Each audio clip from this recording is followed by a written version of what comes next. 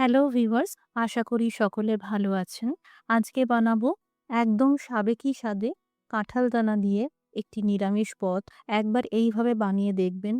ভাত, রুটি, পরোটা দিয়ে তো ভালো লাগেই। লুচি দিয়ে সবথেকে খেতে ভালো লাগে। নমস্কার বন্ধুরা, আপনারা দেখছেন মৌয়ের সাথে রান্নাবান্না। রেসিপিটি ভালো লাগলে লাইক দিয়ে শেয়ার করে দেবেন। প্রতিদিন আরও নতুন নতুন রান্না আর বিশেষ করে নিরামিষ রান্নার জন্য আমার চ্যানেলটি সাবস্ক্রাইব করে রাখুন। এখানে বলে রাখি, কাঁঠাল দানাগুলোকে এই রকম লম্বা করে কেটে নিতে হবে। আর এই দেখুন, এখানে আলু আর কুমড়োর পিসগুলোকেও এতটা বড় সাইজ করে কেটে নিতে হবে। এখানে একটা বড় সাইজের আলু আর এক ফালি কুমড়ো ব্যবহার করা হয়েছে। প্রথমে একটা গুঁড়ো মশলা বানাতে হবে। এর জন্য শুকনো কড়াইতে ১ চামচ আস্ত জিরে দিয়ে দিলাম, ১ চামচ আস্ত মৌরি দিয়ে দিলাম, একটা বড় এলাচ দিয়ে দিলাম। লো টু মিডিয়াম আঁচে সেঁকে নিতে হবে। সুন্দর গন্ধ বের হলে আঁচটা বন্ধ করে দিয়ে এই গোটা মশলা ঠান্ডা করে নিয়ে গুঁড়ো করে নিতে হবে। আপনারা চাইলে মিক্সিতে বা শিলপাটায় যেভাবে সুবিধে গুঁড়ো করে নিতে পারেন। এবার দিয়ে দিলাম সর্ষের তেল। তেল গরম হয়ে গেলে এই কাঁঠাল দানাগুলোকে ভেজে নেব। এখানে আমি কাঁঠাল দানা সিদ্ধ করিনি, কোনো প্রয়োজন নেই। কাঁঠাল দানা ভালো করে ভেজে নেওয়ার পর তুলে নিলাম। ফোড়নে দিয়ে দিলাম ১ চামচ পাঁচফোড়ন, একটা শুকনো আস্ত লঙ্কা, একটা তেজপাতা আর সামান্য জলে ১ চামচ হলুদ গুঁড়ো আর ১ চামচ কাশ্মীরি লঙ্কার গুঁড়ো গুলে রেখেছিলাম দিয়ে দিলাম। কম আঁচে ২ মিনিট ভেজে নেওয়ার পর দিয়ে দিলাম টমেটো পিউরি। এখানে আমি দুটো বড় সাইজের টমেটোকে মিক্সিতে পেস্ট করে নিয়েছিলাম। ভালো করে ভেজে নিতে হবে যাতে মশলা থেকে তেল আলাদা হয়ে যায়।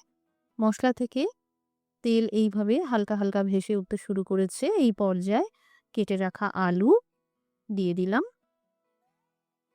মশলার সাথে এই আলুর পিসগুলোকে ভালো করে মিশিয়ে নিয়ে ভেজে নিতে থাকবো মোটামুটি ৩-৪ মিনিট মতন। এবার দিয়ে দিলাম কেটে রাখা কুমড়ো আর সেই সাথে ২ চামচ আদা ও কাঁচা লঙ্কার পেস্ট।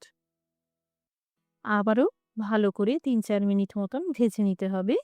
সবজি ভাজার সময় আঁচটা লো টু মিডিয়ামে রাখতে হবে।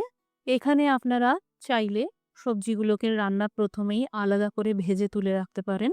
আমি বেশি তেল দিয়ে এই রান্নাটা করি না, তাই এইভাবে করলাম। এবার দিয়ে দিলাম স্বাদ মতন লবণ, দিয়ে দিলাম ভেজে রাখা কাঁঠাল দানা আর সেই সাথে আধা কাপ গরম জল।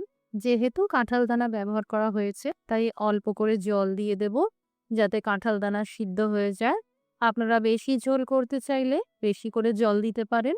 বেশ ৩-৪ মিনিট পর ঢাকা খুলে এই তৈরি করা সেঁকা মশলার গুঁড়োটা দিয়ে দিলাম।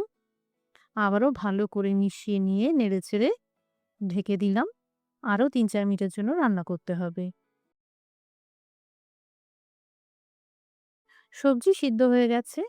এবার দিয়ে দিলাম জলে গুলে নেওয়া ২ চামচ গুঁড়ো দুধ। এই গুঁড়ো দুধ দিলে কোনো রকম নারকেল বাটা বা চিনির ব্যবহার করতে লাগে না। অনেকেই আছেন নারকেল হজমের সমস্যা থাকে বা স্যুট করে না, সেক্ষেত্রে গুঁড়ো দুধ বেস্ট অপশন।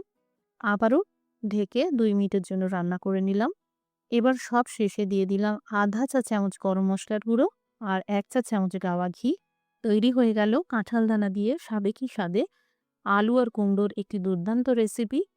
এখনো এই রান্নাটা এইভাবে বানিয়ে না থাকলে অবশ্যই বাড়িতে বানিয়ে দেখবেন।